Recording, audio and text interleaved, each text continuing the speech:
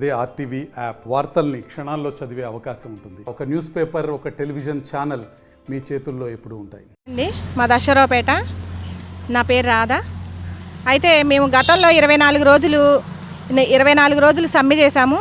అదే సమ్మెలోకి మేము టీఆర్ఎస్ ప్రభుత్వం ఉన్నప్పుడు సమ్మె చేశాము.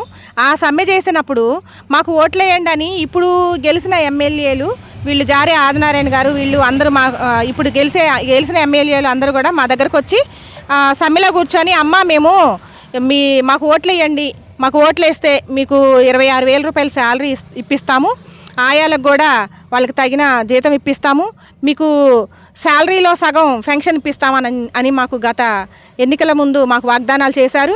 ఆ వాగ్దానంలో ఇచ్చిన సమస్యలు, ఆ 18 సమస్యలు కూడా మేము గవర్నమెంట్లో అసెంబ్లీలోకి వెళ్ళినప్పుడు మీ సమస్యలన్నీ ముందుకు తీసుకెళ్ళి మీ సమస్యల్ని నెరవేర్చడానికి మేము ప్రయత్నం చేస్తామని చెప్పేసి ఇప్పుడున్న ప్రభుత్వంలో జారే ఆదినారాయణ గారు వీళ్ళందరూ మాకు వాగ్దానాలు చేశారు. ఏమండి, మాకు ఈ జీతంతో మేము పని చేయలేకపోతున్నాము. ఇప్పుడు ఈ 1,00,000 రూపాయలతో రిటైర్డ్ అవ్వడం వాళ్ళకి కష్టంగా ఉంటుంది, 50,000 రూపాయలతో రిటైర్డ్ అవ్వడం కష్టంగా ఉంటుంది.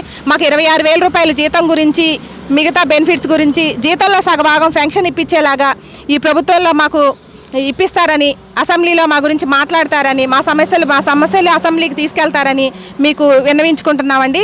ఈరోజు జారే ఆదినారాయణ గారి ఇంటి ముందు మేము దీక్షలో కూర్చున్నాము. ఆయనకి మెమోరాండం ఇవ్వడానికని వెళ్ళాము, సార్ లేరు. అయితే మేము అక్కడ ఇచ్చి వచ్చాము. మా సమస్యలు అసెంబ్లీలో మాట్లాడి మాకు కొంతకాకపోతే కొంతైనా మా సమస్యలు నెరవేర్చుతారని కోరుకుంటున్నాం. అశ్వారపేట ప్రాజెక్ట్ నుంచి అంగన్వాడీ టీచర్ వారు మాట్లాడుతున్నాము. మా ప్రభుత్వం 65 సంవత్సరాలు నిండిన వాళ్ళకి రిటైర్మెంట్ ఇస్తానంటున్నారు. కానీ ఈ 65 సంవత్సరాలు రిటైర్మెంట్ అంటే ముందు ఒక నెల ముందు కానీ, ఒక 15 రోజుల ముందు కానీ మాకు ఇన్ఫర్మేషన్ కానీ ఏమి ఇవ్వకుండా చేయకుండా మీరు స్కూల్కి వెళ్తుంటే మీరు రిటైర్ అయిపోయారు, మీరు తప్పుకోండి అని చెప్పి అంటున్నారు అప్పటికప్పుడు.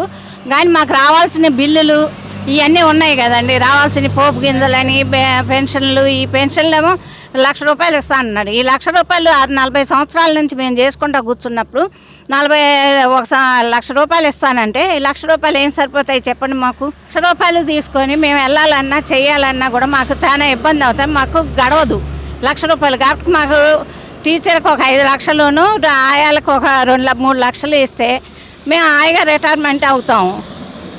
మరిన్ని వీడియోస్ కోసం ఛానల్ ని సబ్స్క్రైబ్ చేయండి. లేటెస్ట్ అప్డేట్స్ కోసం వాట్సాప్ ఛానల్ ని ఫాలో చేయండి. అండ్ లింక్ డిస్క్రిప్షన్ లో ఉంది.